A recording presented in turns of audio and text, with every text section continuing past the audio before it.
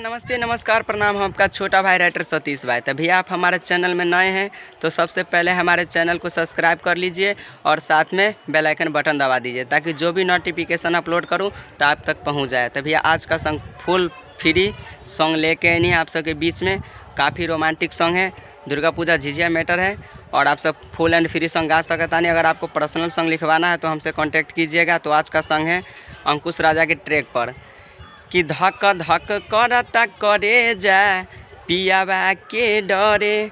तो चलिए मैटर सुनाते हैं। अगर मैटर अच्छा लगे तो लाइक ज़रूर करिएगा। आप लोग लाइक नहीं करते हैं, लाइक कीजिएगा और कमेंट करके बताइएगा कि मैटर कैसा है। तो चलिए मैटर सुनाते हैं, तब तक के लिए बाय। मुखरा है झिझिया नचैबे कैसे दीदिया जिया हमारो डरे। हाँ झिझिया नचैबे कैसे दीदिया जिया हमारो डरे। कि डैनी भतर कटनी के गरियो गरियो कि डैनी भतर कटनी के गरियो मांगौ करो जरे। डैनी भतर कटनी के गरियो मांगौ करो जरे।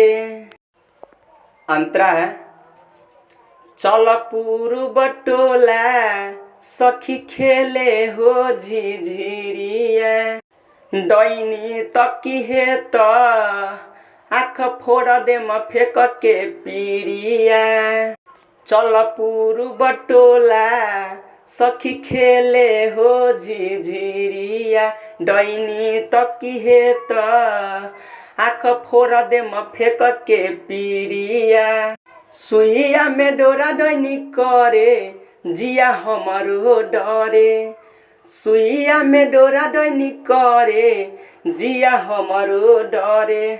कि डैनी भतर कटनी के गरियो गरियो कि डैनी भतर कटनी के गरियो मांगौ करो जरे। डैनी भतर कटनी के गरियो मांगौ करो जरे।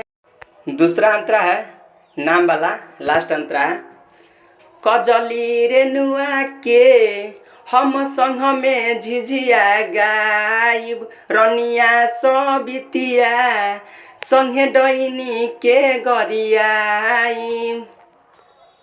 कजली रेनुआ के हम संग में झिझिया गाइब। रनिया सबितिया संगे डैनी के गरियाइब।